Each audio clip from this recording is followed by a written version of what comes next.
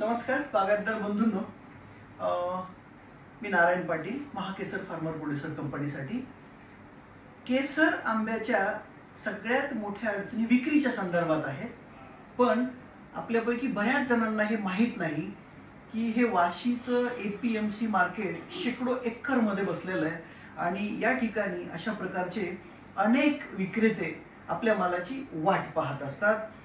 या ठिकाणी आपण आज वाशी APMC मध्ये NND गाळा नंबर 459 या ठिकाणी श्री विजय सेठ ढोले, ज्यांची की मला वाटते 5वी पिढी या ठिकाणी बसते, अतिशय विश्वासार्ह आणि मोठं नाव आहे, त्यांच्याकडे आपण भेट द्यायला आलेलो आहे, जेणेकरून केसर आंबा बागायतदारांना वाशी मार्केट मधल्या प्रतिष्ठित ज्या काही पेढी आहेत, ज्या ठिकाणी खात्रीनं आंबा पाठवल्यानंतर खात्रीनं पूर्णतः 100% पैसेच मिळतात, कोणत्याही प्रकारची फसवणूक केली जात नाही, किंवा व्यापाऱ्यांना ज्या अडचणीला तोंड द्यावं लागतं मार्केटमध्ये त्या कसल्याही अडचणी येत नाहीत, याचं एक म्हणजे थोडक्यात माहिती मार्केटला मिळावी या दृष्टिकोनातून, बागायतदारांना मिळावी या दृष्टिकोनातून आज आपण या ठिकाणी आलेलो आहोत. NND चे मालक श्री विजय सेठ ढोले आपल्या सोबत आहेत आणि त्यांचे बंधू अरुण सेठ ढोले पण आपल्या सोबत आहेत. मी विजय सेठला विनंती करतो की कृपया आमच्या केसर आंबा बागायतदारांना संबोधन करावं. आज आमच्याकडे प्रोड्युसर कंपनीतर्फे पाटील साहेब हजर झाले, तिकडं त्यांची भेट झाली, चर्चा पण चालू आहे. तर दुसरी महत्वाची गोष्ट अशी का हापूस आंबा ज्या पद्धतीने आम्ही शेकडो वर्ष इथं चालवतोय, तशाच पद्धतीने केशर सुद्धा आंबा आता चालायला लागलेला आहे. म्हणजे इथं मार्केटमध्ये मधून तो आंबा मोठ्या प्रमाणावर एक्सपोर्ट होतो, लोकललाही जातो, परंतु त्या पद्धतीने तुम्ही आंब्याचं हार्वेस्टिंग, पॅकिंग हे त्या पद्धतीने केलं पाहिजे, तरच तुम्हाला तसं मार्केट मिळणार. आणि केशर सुद्धा आंबा हा हापूसाच्या खालोखाल चालतोच, नाही असं नाही. त्यामुळे तुम्ही जास्तीत जास्त जर लक्ष दिलं तर मोठ्या प्रमाणावर केशर आंब्यामध्ये तुम्ही प्रगती करू शकता, चांगले पैसे मिळवू शकता. फक्त तुमचा त्याच्याकडे पाहण्याचा दृष्टिकोन हा लहान मुलासारखा पाहिजे. म्हणजे व्यवस्थित तुम्हाला तो आंबा तोडता आला पाहिजे, भरता आला पाहिजे आणि तो चांगला पिकला पाहिजे. आपला जो शेवटचा खाणारा जो वर्ग आहे त्याला त्याच्यातून आनंद मिळाला पाहिजे, तर तुमचं मार्केट हे तुम्हाला 100% मिळणार. दुसरी महत्वाची गोष्ट, APMC वाशी मार्केटला तुम्ही माल पाठवल्यानंतर तुमचे विक्री कितीही मालाला तरी करून द्यायची आमच्या लोकांची ताकद आहे.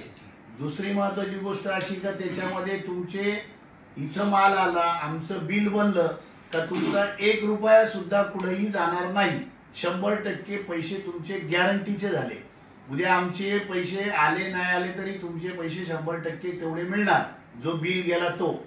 त्यामुळं तुम्ही इकडं वेगळ्या पद्धतीने पहा आणि नक्कीच APMC वाशी मार्केटशी संबंध करून तुमचंही भवितव्य घडवा आणि केशरचं भवितव्य घडवा, त्याच्याबरोबर आमचंही भविष्य घडेल असं आम्हाला नक्की वाटतंय. तर त्याचा तुम्ही पॉझिटिव्ह पद्धतीने विचार करा.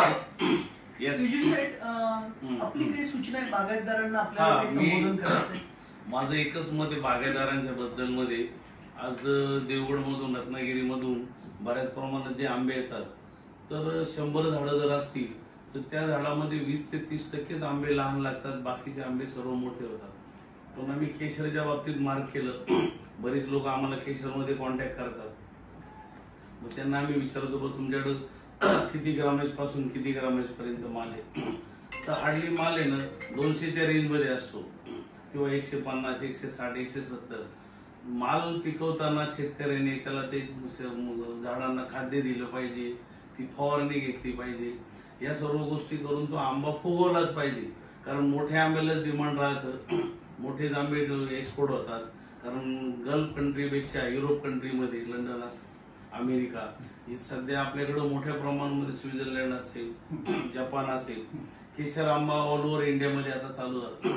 पण लोकांनी ती साईज काढली पाहिजे, आंब्याला फुगवून आली पाहिजे, क्वालिटी आली पाहिजे.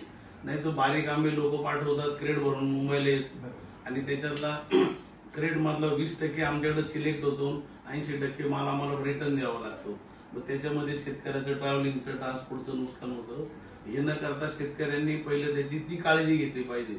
उत्पादन करताना आंब्याला साईज ही आलीच पाहिजे, नाहीतर कारण एक आंबा काढायला जेवढा खर्च येतो, जो मग 500 ग्रामचा असला काय 100 ग्रामचा असला काय, तो 300-350 ग्रामच्या 200 ग्रामच्या वर जास्तीत जास्त कसा होईल त्याची दखल घेतली पाहिजे.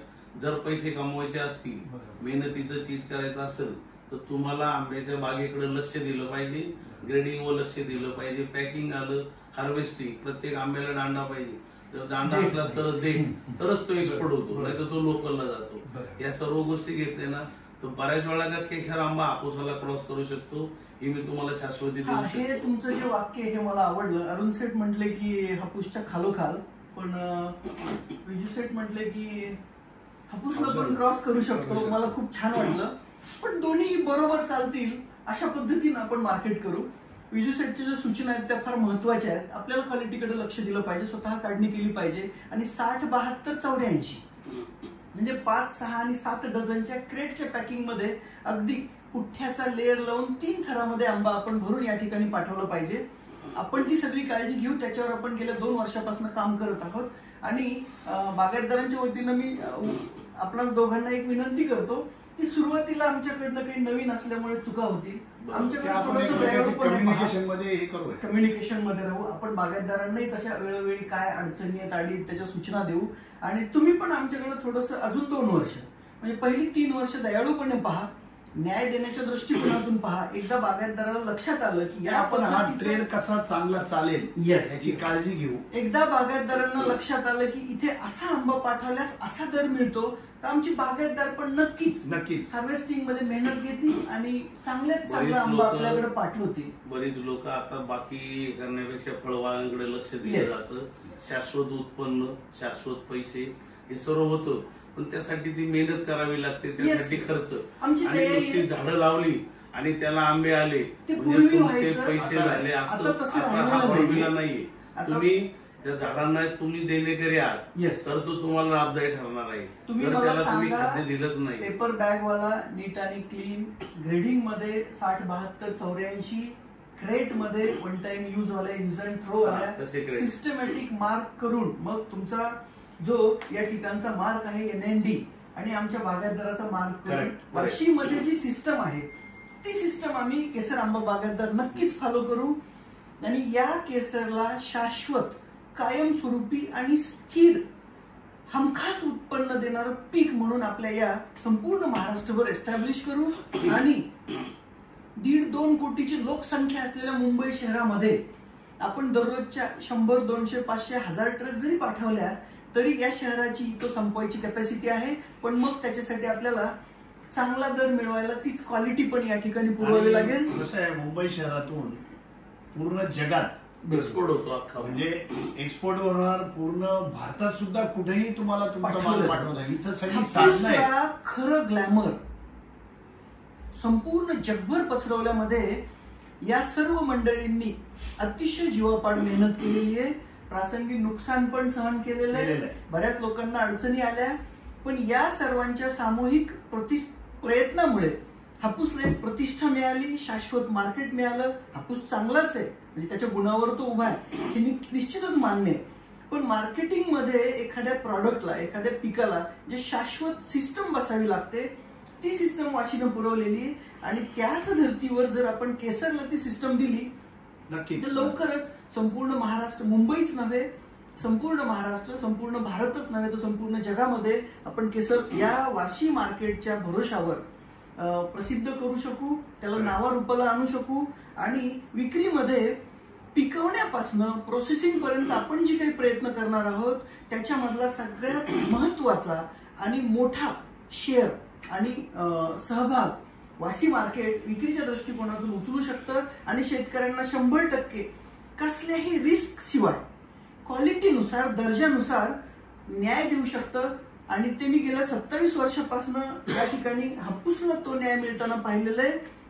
आता आपल्याला केसरच्या बाबतीत प्रयत्न करायचे आहेत. म्हणून या वर्षी आपल्या बागायतदारांनी स्वतः आंबा काढून, ग्रेडिंग करून, प्रॉपर पॅकेजिंग करून वाशीला पाठवावा आणि वाशी मार्केटच्या कामाच्या पद्धतीचा अनुभव घ्यावा.